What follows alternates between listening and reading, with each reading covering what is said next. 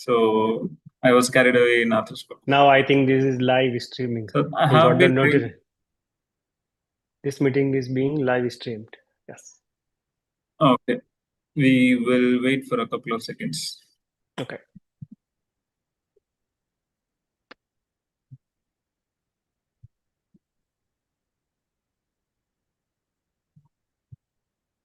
Are we live? Yeah. We are live. We will go ahead. Good day, everyone. Good day and welcome to another program of the Indian Cartilage Society series of webinars. Today we have a learned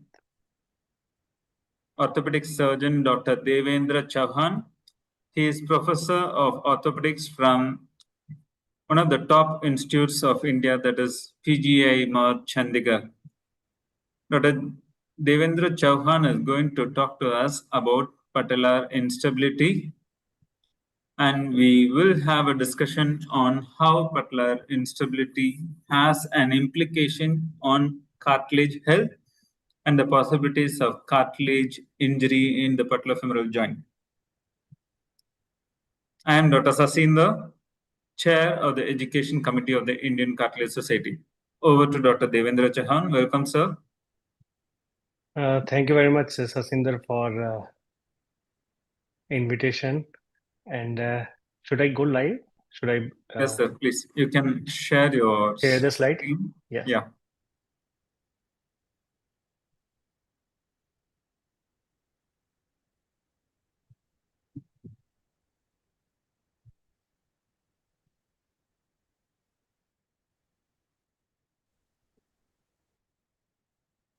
So just yeah. Good evening, everyone. I'm Dr. Devendra. I'm a professor in Department of Orthopedics at PGI Chandigarh, and today I'm going to talk about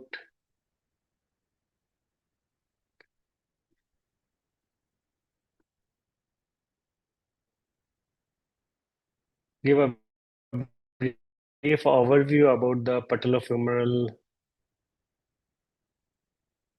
instability, how we can assess and how to plan a case of patellofemoral instability. So this is how these patients with instability present, having a maltracking of the patella every time they move the knee, either it dislocate while knee goes in flexion or in extension, or even with the isometric contraction of the quadriceps, we can see that there is lateral translation of the patella, as we can see in this video.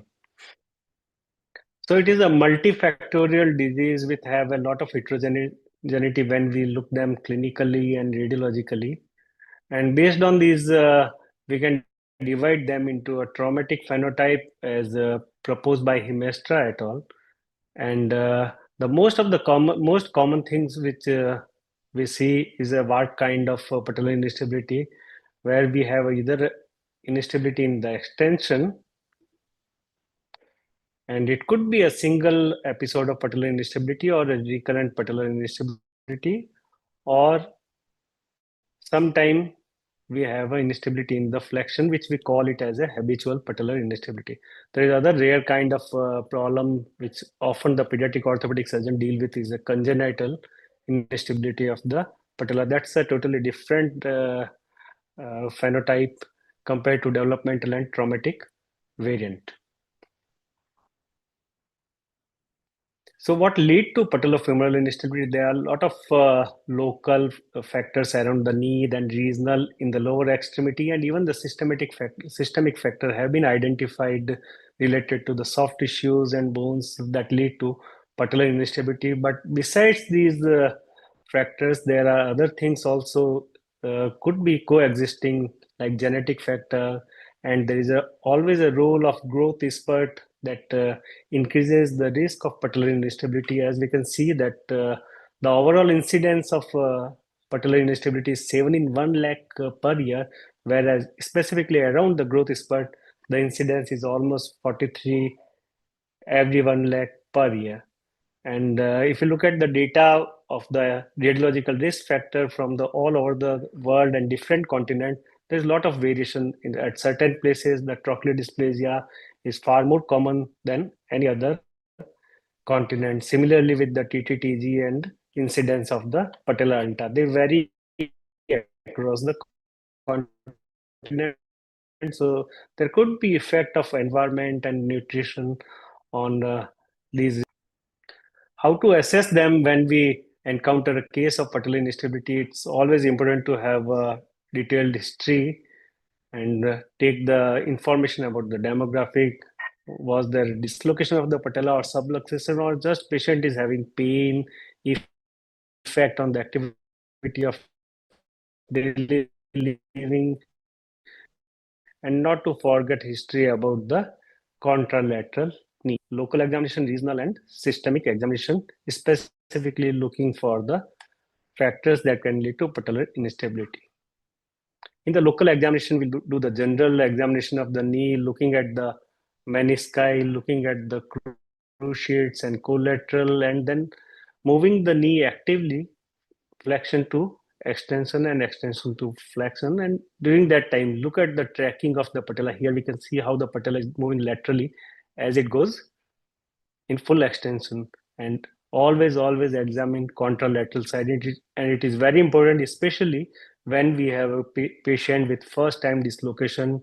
He might not able to move the affected knee, and at that time the contralateral knee always helpful.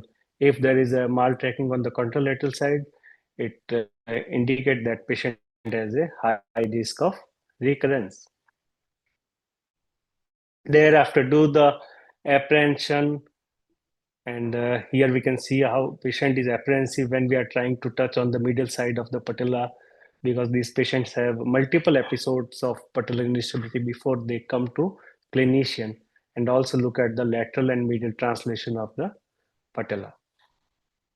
Then look at the regional examination. What's the alignment of the lower extremity? Either it could be a valgus or a varus knee, which we often label as a squinting of the patella, where we can see the intorsion of the knee and patella facing each other. That is called squinting. Not to forget to study the torsion of the femur and tibia by measuring the foot and thigh angle. Assess the patient dynamically as well by doing the single leg squat, whatever patient can do. And here we can see the balance of the knee, the thighs in abduction when patient is going squatting on the normal limb, whereas on the contralateral side, patient is not able to do because of severe muscular incoordination, which is often found in cases with patellar instability. Do the step down test, and here also we can see the amount of adduction movement is happening that really increase the dynamically valgus effect on the knee, and that lead to overloading of the patella. Not to forget the examination of the systemic soft tissue laxity by doing Beaton score. Anything more than 5, and in the patient with more than 15-year age and 6 under 15 year of age is an indication of hyperlaxity. Once we have completed the local, regional, and systemic clinical examination, proceed to the radiological assessment, and it follows the same thing, the local assessment followed by regional. Yes, until now we don't have any need for systemic radiological investigation. So how to investigate the local and regional radiological workup? The most important thing to begin with is to get a screening radiograph. That what we need in the screening radiograph is a AP view, skyline view, and lateral view, which is very informative. It gives us overview about the trochlear morphology, that what kind of trochlear dysplasia it is, and we can apply the DJOR classification based on the presence and absence of the trochlear bump and supratrochlear spur and crossover sign. We can classify, and accordingly we can make the plan. And we can also look at the height of the patella using insult salvity or Caton-Dishon ratio. Sometimes we can find osteochondral fracture as it is visible on this skyline view. Thereafter, the gold standard is the axial imaging, which is either a CT or MRI. And now I think everyone prefers MRI over the CT, as we can see more informations on the MRI, and it is also safe for the patient, specifically for this age group and for female gender, because most of these patients are female compared to the males. And what are the basic parameters currently we need as per the most modified disorder classification proposed by for men group, that we need trochlear depth. If it is less than 4 millimeter, it is considered as a trochlear, shallow trochlea. Is there presence of cliff or not? And cliff is specifically measured. Any clear difference in the height of medial and lateral trochlear facet more than 3 millimeter will be defined as a cliff. And is there any spur on the sagittal image or not? Any spur which is more than 2.5 is objectively labeled as a spur. And that really improves the inter-observer variability, which was a problem with the initial disorder classification. So this can be used to understand the morphology of the trochlea. Recently, even the disorder, looking at the problem with the previous 2.0 classification, they have given the 3.0 disorder classification, where based on the sulcus angle, lateral trochlear inclination, cranial trochlear orientation, and trochlear bump, they have made a classification. And now, instead of having A, B, C, D, they have no dysplasia, low dysplasia, moderate, and high grade of dysplasia. And accordingly, we can plan surgery, specifically the trochlear intervention. Thereafter, we have to look at the what is the articulation of the trochlea and patella, and that has to be seen in axial as well as on the sagittal sections. For the axial section imaging, we need the most reliable and most validated measurement is TTTG distance. Anything more than 14 millimeter is considered abnormal, and that might require surgical intervention.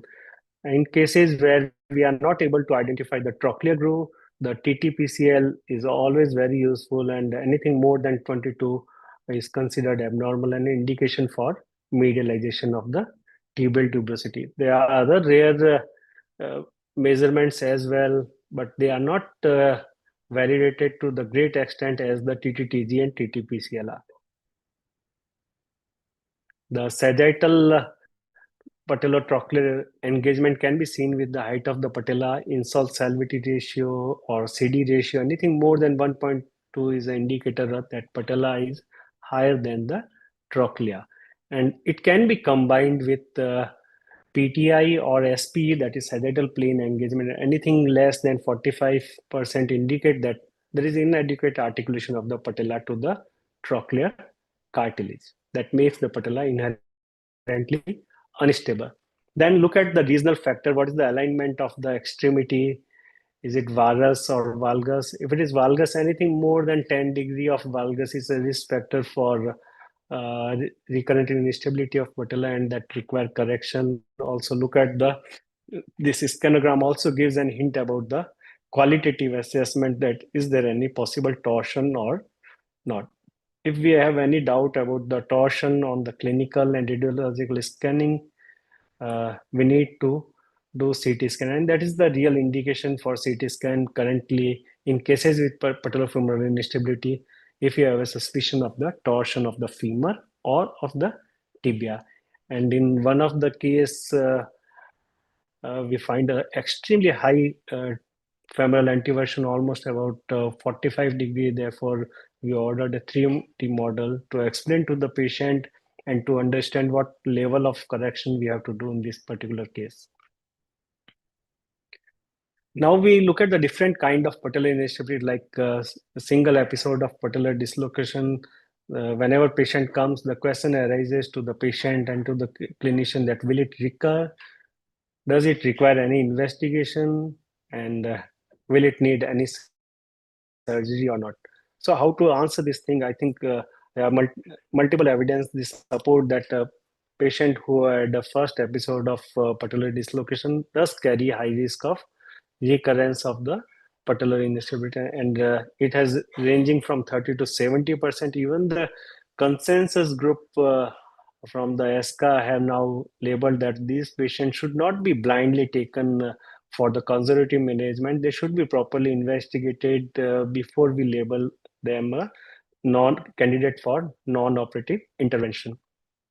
There are multiple scoring systems have developed to identify the risk of having recurrent dislocation after the first episode of dislocation. Either we can use a Bell-Carrick patellar instability scoring system. Any score which is more than 4 increase the risk almost by 5 times to have a recurrent episode of patellar instability. But if you look at the study design, the sample from this particular study, it was a retrospective design, and 61 patients, those who were operated non-operatively, had a failure within 2 years, about 40 patients, and those were the having more than 4-factor positive. Whereas they have not done, whereas the study by the Havesi et al., if you look at them, it was a little bigger sample size. The follow-up was quite long. Almost many of the patients have 10 years of follow-up. And based on multiple factors like skeletal maturity, type of trochlear dysplasia, and TTTG PL distance, they could able to give a 5 point to the patient, and whenever patient have any of these finding positive, the points keep on adding, and patient having a 4 to 5 points positive, they have a high risk of patellar instability, and intermediate for 2 to 3 points. And if you look at the longitudinally, these patients, the incidence of having recurrence will keep on increasing, especially in intermediate group and in high risk group. So in first year or even in 2 years, they might not have too much of risk, but after that, they have a high risk of having recurrence. So that's an important point to look at. But the limitation of these both scoring system, that we cannot individualize the risk of instability, and for that I think the Wierer formula which he evolved using the complex statistics, using the regression model, and with that just having the patient's age, the effect of and the instability on the contralateral side, lateral trochlear inclination angle, we could able to calculate the patellar instability odd ratio, and that odd ratio then can be applied to the patellar instability probability formula which have been proposed here, and here E is the Euler number, and once we apply this formula, we could get the value, and if you multiply the same value with 100, it gives the probability in percentage. So if a patient comes with 15 years of age, had a contralateral instability and had an LTI of 10, then the odd ratio will be 1.7.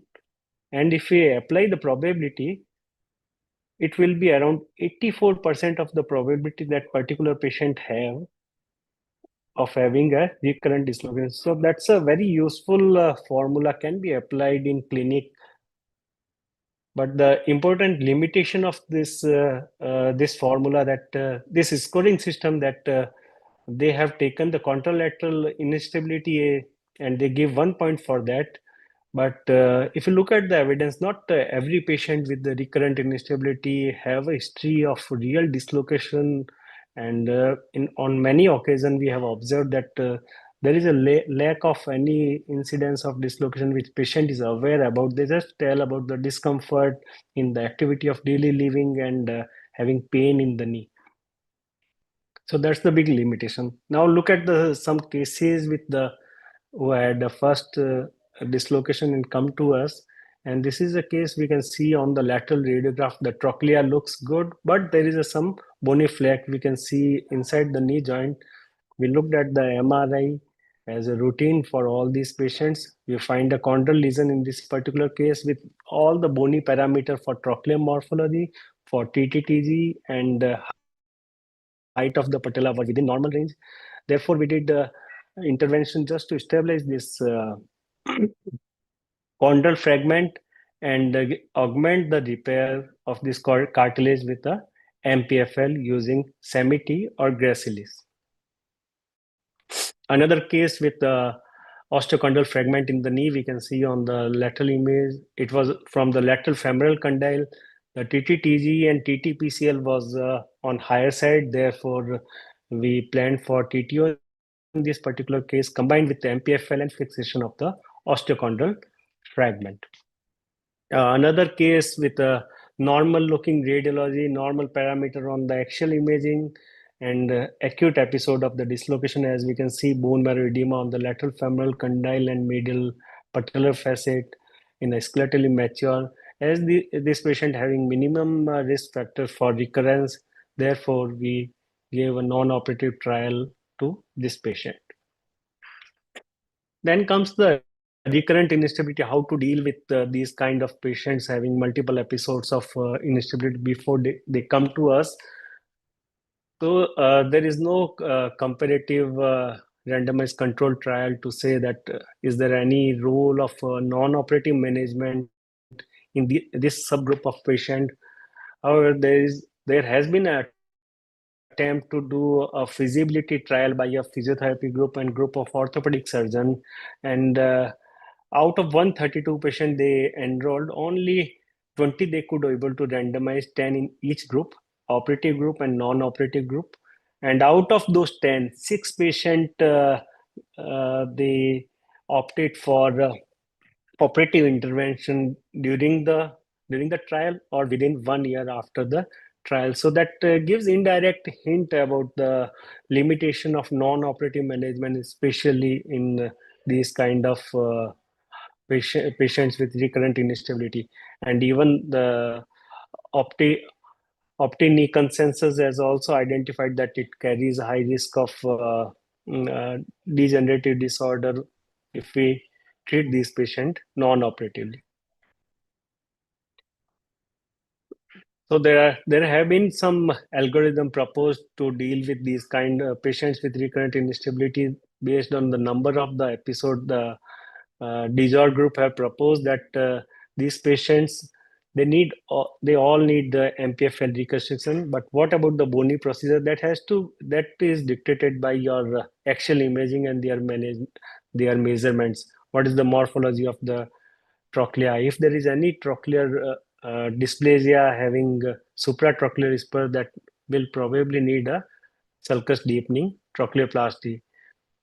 Patella height more than the CD ratio more than 1.2, TTTG more than 20 on CT scan, but 13 on the MRI, considered as a high and an indication for tibial tuberosity medialization. And not to forget, always do a MPFL reconstruction in combination with the bony procedure. But for me, the more comprehensive and more complete is the Copenhagen algorithm proposed recently. And the advantage of this, that besides the local factor, this algorithm also take into consideration the regional factor, the tibial torsion, femoral torsion, and coronal alignment of the limb. Any valgus more than 10-degree torsion on the femur of 40 and tibial torsion of 35 considered abnormal and may require corrective osteotomy besides the local corrective osteotomy and MPFL reconstruction. To refine the indication for the trochleoplasty, the DISOR group recently have modified their classification system based on the CTO and trochlear bump. And now any trochlear bump with more than 5 mm is an indication for the trochleoplasty. Whereas the type 2, or we can say the moderate kind of trochlear dysplasia, might not need any trochleoplasty, but these cases also need to bring the patella down in more contained area of trochlea where the trochlear depth is better than the cranial part of the trochlea. So this is one of the cases where I identified the trochlear dysplasia and we did trochleoplasty. I prefer to do a breeder kind of trochleoplasty, especially in patients with type B and D trochlear dysplasia. As we can see the X-ray on the lateral side, we can see the supratrochlear spur here and crossover sign, and stabilization of this trochlea with Viclin and knotless sutures. As there was a problem with the TTTG as well, so we did the medialization of the tibial tubercle combined with MPFL reconstruction. And while doing the TTO, it is always important that we do a 3D or 2D transfer of the tibial tuberosity, where we not only transfer the tibial tuberosity medially, but also anteriorize. And if there is need of proximal or distal placement, we shift the tuberosity in that direction as well. Always look for the coronal alignment, and if there is any problem with the coronal alignment more than 10 degree, that require adequate planning and varus osteotomy, either medial or lateral side, to correct the coronal alignment. And not to forget, wrap everything with a soft touch of MPFL. And what about the MPFL repair? It is, I think its role is limited in cases at a first time dislocation with a clear avulsion from the middle side of the patella. In all other cases, MPFL reconstruction. Let's look at one of the case. It was operated outside, and patient had an infection and failed MPFL reconstruction. We can see how the patella is subluxating every time. Now a recurrent is turned into a habitual kind of patellar instability. What went wrong? If we look at the patient in the standing, we could able to appreciate that there is something problem with the alignment, as this limb looks in little valgus. On the skyline view, we could able to see the lateral position of the patella. On the lateral view, we could see some amount of trochlear dysplasia. Torsion looks fine. We did the regional examination on the scanogram. We identified, yes, there is a valgus LDF of 80 degree, and we could see on the axial imaging, we could see that there is a trochlear dysplasia and the tibial tuberosity lateralization. The TTTG is almost 18 millimeter. Therefore, we planned for corrective osteotomy on the femur with TTO. But as this patient already had an infection, therefore, primarily we didn't opt it for MPFL reconstruction. First, we did the bony correction, the DFO with TTO, and this is how it looks after a first intervention. And but the problem with the patella was still there, but it was significantly less, as the patient now could able to do most of his activity, but to give a better stability to the patella, we went in second stage and did MPFL reconstruction. And at the same time, we removed the previous implant. And this is how the patella is tracking at the end of second intervention. How she began with the habitual instability, and now she is having nice tracking of the patella. So it is always important to have a detailed assessment of the patient clinically and radiologically, the local factor, regional and systemic factor, and try and modify the local and regional factor which we identify on the conventional radiograph and on the axial imaging, and always wrap everything with MPFL. And thank you.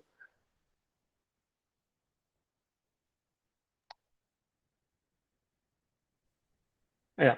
Chairman Dr. Yeah. Devendra, that was Yeah. a very interesting presentation with a lot of case scenarios. Thank you for sharing the case scenarios. Just a couple of questions. So, with respect to the TTTG distance, you mentioned about an upper limit of 14 millimeter for transfer. Is it like, I mean, I remember... on the MRI. Yeah, okay. I remember reading about it as 20 millimeter for, so what's your opinion on that? Is there a gray area, or has the indication changed? So initially there was a problem that all these measurements were done on the CT scan, and CT scan limit was 20, and still it is 20. But when we do the same measurement on the MRI, the values goes down. As per the Dizot group, it is 13. Previously, It was 16, now it has brought down to 13. So things are evolving about the cutoff value for TTTG. And the problem with the CT measurement, why it is more, one is that because we could not see the cartilage in the CT scan. So identifying the exact level, exact the axial cut where we have to measure the depth of the trochlea was missing when we were doing the same thing on the CT. Whereas on the MRI, we can identify that first cut, which shows the complete trochlea. That is where we have to locate the trochlear groove. And that is little medial than what we locate when we do the measurement on the CT scan. Wonderful, wonderful. Thank you for the explanation. And how many of your patients in your practice, how many of your patients with patellar instability require tibial tuberosity transfer? And is it just a medial lateral transfer or you anteriorize them also? And if so, when? So anteriorize always. And medialization, the indication for TTO is anything more than 14 millimeter. And in my case, if I look at my cases, it's almost around, I think 60% of the cases, they have abnormal TTTG that requires some kind of intervention. And about the proximal and distal shift, proximal shift required in few cases where I found that there was a patella baha in association with patellar instability in one case, and the distalization required in almost 10% of the cases, not more than that. Okay, what do you Where do the for patella baha? just shift the tibial tuberosity little proximal. So Okay. yeah. If there is no supratrochlear spur and trochlear dysplasia is not of a severe kind, in those cases, especially in the habitual kind of patellar instability, I shift tibial tuberosity proximal rather than shifting it distal or keeping it. Okay. Do you also anteriorize the tibial tuberosity?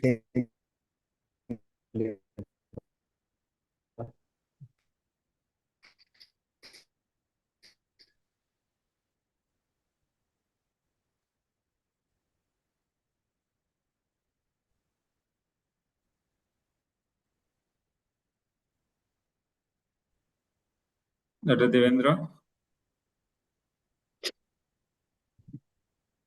Every time to off patellar fascia.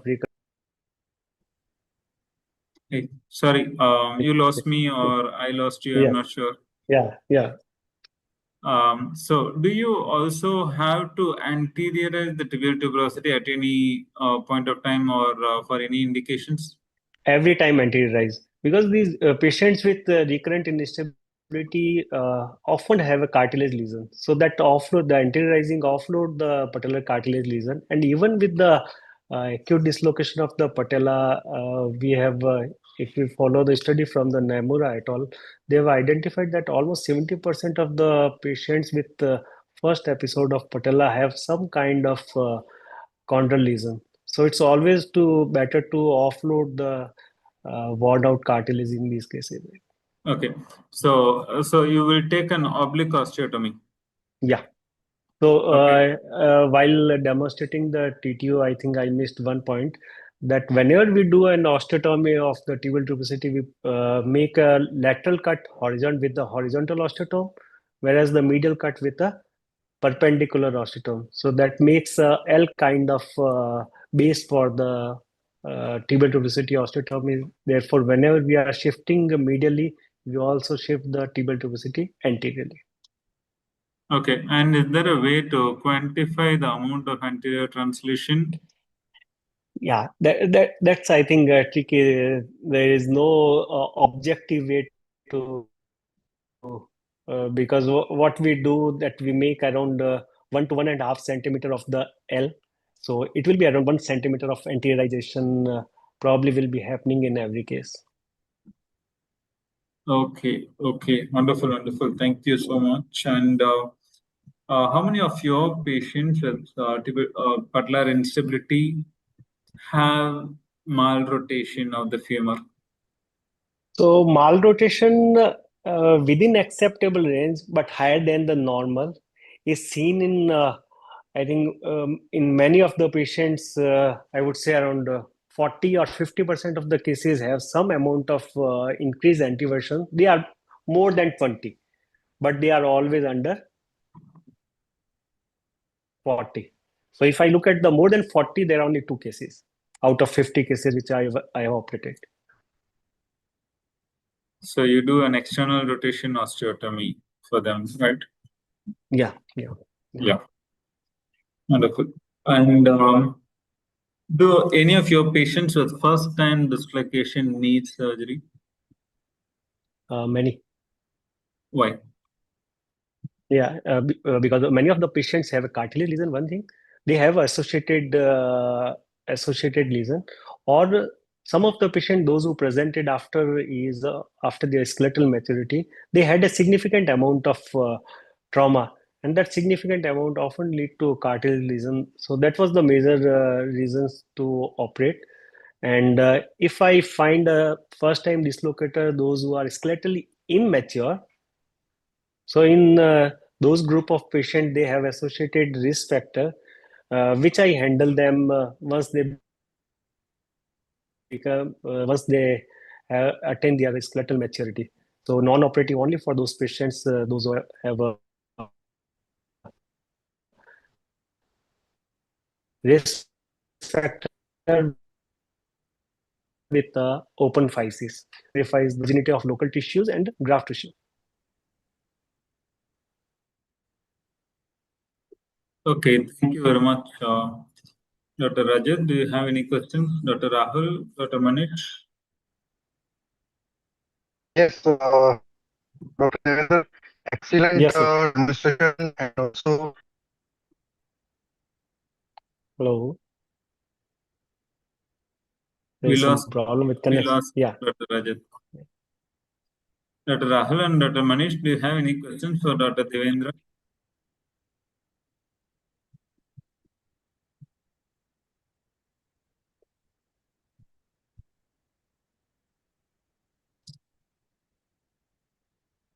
Okay, there is a question from the viewers. Okay. Does shifting the tibial tuberosity proximally for Baha create any loosening of the patellar tendon? Loosening of the patellar tendon. Patellar tendon. Okay, so they have a patella baha because the patellar tendon is shorter. So, and these baha kind of situation is often found only in the cases those who have a habitual kind of dislocation. They already and the if you look at the pathology of the habitual dislocation, they have a tight quadriceps mechanism, and therefore it is important to shift the tibial tuberosity proximally. It relaxes your quadriceps, because having excessive quadriceps tension can lead to over containment of the patellotrochlear, and that can also increase the risk of trochlear degeneration. So in these kind of cases, it is important to shift proximally, and yes, it doesn't lead to laxity of patellar tendon. But always we have to keep the calculation in such a manner that we have to keep the sagittal plane engagement not less than 50%. So in this kind of scenario, you have to do multiple calculations to precisely measure that how much shift you have to do. And the maximum proximal shift which I have did is 5 millimeter. Yeah. Okay. Can you please explain again what you mean by sagittal planar engagement of not less than 50%? So what position of the knee So sagittal plane engagement in when we are getting an MRI in full extension and we are measuring the highest cartilage covered area on the femoral condyle, which is often on the lateral side, and then we measure the length of the articular facet of vertical length of the articular surface of the patella. So the amount of that trochlea is articulating with the cartilage is basically the sagittal plane engagement. And this measurement is often done in two different positions because the highest trochlear point may not be same where the patella is having longest engagement with the trochlea. So we have to take two sections on the sagittal plane, and the ratio of this the trochlear height covered with the cartilage, and part of that trochlea is covered by the height of the patellar facet. That ratio is SP, sagittal plane engagement. And so therefore we can say that your 50% of the patellar articular surface should have contact with the trochlear cartilage. So that's basically the SP. Yeah. Yeah, thank you very much, Dr. Devendra, may I ask a question? Yeah, please, sir. Yeah, Dr. Devendra, regarding the medialization and distillation. So intraoperatively, how do you judge that you intended this much and you have corrected this much? So what is the objective way to assess this one? So I do all the things on the pre-operative planning, that how much I have to do, and then from the osteotomy base, we can measure that how much we have medialized. And similarly, in the distalization from the distal end of the osteotomy, we can measure that how much extra bone we have to resect from the osteotomist tubular tuberosity, and that much we can distalize. So from the cut surface, yes.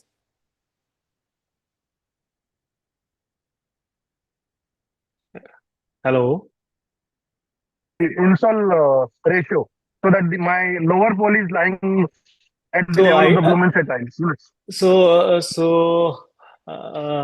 I do all the planning pre-operatively, and I don't use intraoperatively fluoroscopy to all these things. Although the people have used the CD ratio intraoperatively to measure the CD ratio.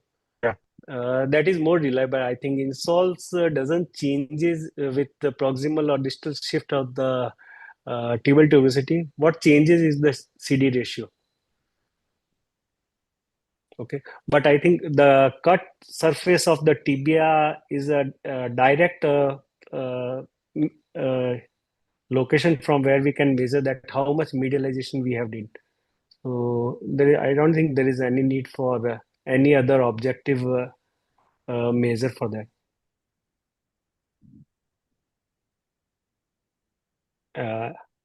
I think, I clear? Yeah, I think that's quite clear. I think to summarize, there is no specific objective way to measure how much we can anteriorize or primarily anteriorize. I think even medialization can be quite well measured, but anteriorization is kind of more of a angle or subjective movement rather than an objective way of measuring. Yes. And if we have to do any proximal or distal, you can use CD ratio, not the insole salivity. Definitely, CD ratio can be done. Yeah, and also thanks for explaining about the engagement, because my following question was whether there will be a problem of the patella engaging in the trochlea if you are doing a superiorization of the tibial tuberosity. But thank you for explaining that you cannot overdo the superiorization of the tibial tuberosity because you may try to achieve the numbers, but then if the patella is not engaging in the trochlea during early flexion, then there may not be any flexion possible, and the knee is likely to be locked in, functionally locked in extension. So that's avoid this proximal shift, especially when we have a supratrochlear spur. Yeah, perfect. Because there is already something that can lock. Then the CTO comes in picture, that what is the cranial trochlear orientation. So we have to look at the permutation of multiple measurements to make a precise plan. Yeah, that's a intricate mental game to play and execute. Yes. I think that was very well explained. I guess there are no further questions, and I'm very happy and thankful to you for making this wonderful presentation and making a lot of clarifications.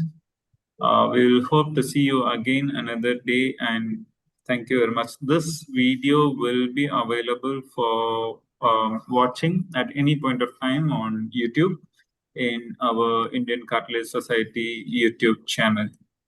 Okay. Thank you so much, Dr. Devendra. Thank you, Dr. Rajat. Thank you very much, Sasinda. Nice meeting. Thank you, sir. Yeah. See you. Thank you, Rajat.